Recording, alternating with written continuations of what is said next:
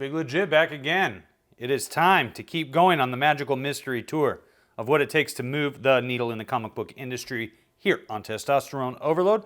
Now, you guys will remember a few weeks back, I did this totally fun Badrock #1. This is a trilogy put out by Rob Liefeld and Image Comics from Extreme Studios. Badrock was so popular that I've got to say that it took me years to find this comic. I hate to buy comics online. I only do it if I have to. I always try to find it at one of the 3 local comic shops I go to hunt for comics in back issue bins. And when I can't find it, I will go to mycomicshop.com and pick them up. But luckily I found this, and then it turns out just a few days ago I was at the comic shop, and I actually happened to come across part 2, which made me so excited because I love Rob Liefeld, and I love the Savage Dragon, and I love Badrock. And I was so stoked to find this in the comic book shop and not have to order it online. I'm able to support my LCS. So, I just wanted to go through it real quick. Very literally real quick. Obviously, we have an absolutely amazing cover by Rob Liefeld. Both these characters look badass.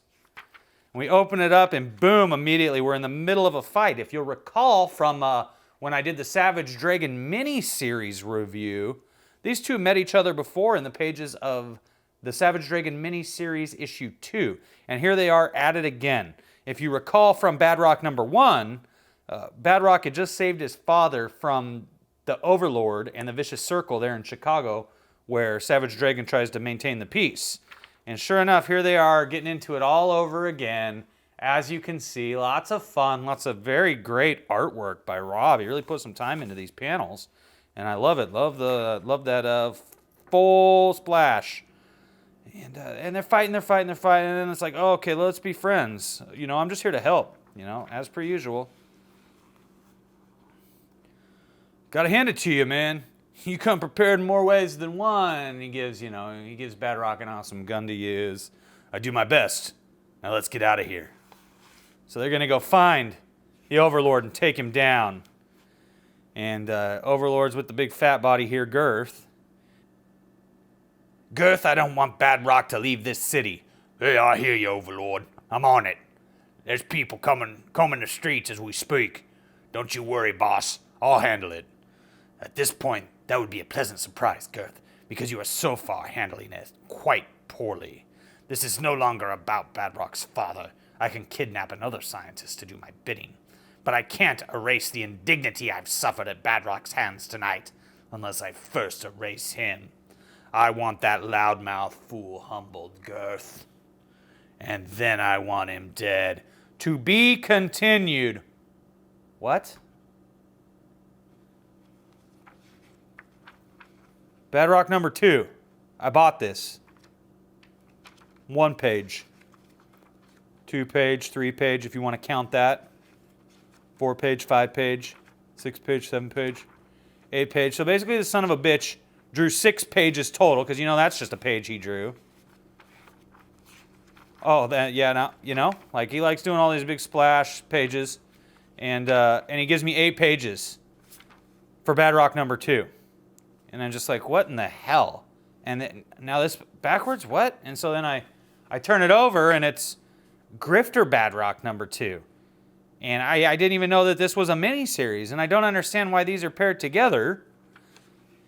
This is plotted and laid out by Rob Liefeld. It's scripted by Eric Stevenson. The pencils are done by Chap Yape, who I really enjoy.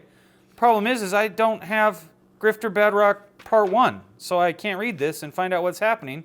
I got to check out Grifter Badrock Part 1. Now, you want to know the real bitch of this? Check this out. There's no issue 3 to Badrock. There's no issue 3. Rob didn't make it. Grifter Badrock, there's no issue 3 either. So this is where it ends. So you read this comic book, and you don't even get to a conclusion because Rob didn't do a 3rd book. He just sells you 8 pages like a cheap bastard, You believe that? How cheap? How cheap, man? And you're wondering why you got kicked out of Image. Maybe it was this. Remember when we did the Images of Tomorrow? And they did the issue 25s? And it turns out that 2 of those, Brigade and Blood, whatever. They didn't even finish the run, so you can't even get issue 23 and 24. It just goes from 22 to 25 because the book got canceled. I'm guessing the same thing happened here. Like, the guy couldn't, you couldn't draw another 8 pages and finish the friggin' story, bud? Get real. So this is a good example of something that should have moved the needle for me, but instead it abused the needle, it refused the needle and abused the needle. And I'm stuck wondering what happened with Badrock and the Overlord, and I don't get to find out because Rob screwed me over. And that's it. That's the end of this review. This shows you what not to do when you're a comic book creator.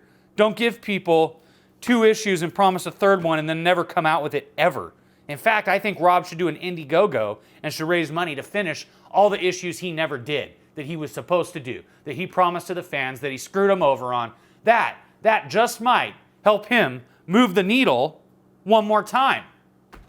That's all I got to say, man. I was so disappointed, and I just had to express my frustration and my disappointment to all of you out there. So that's a look at Badrock 2, a comic book that was never meant to be, I guess, here on Testosterone Overload.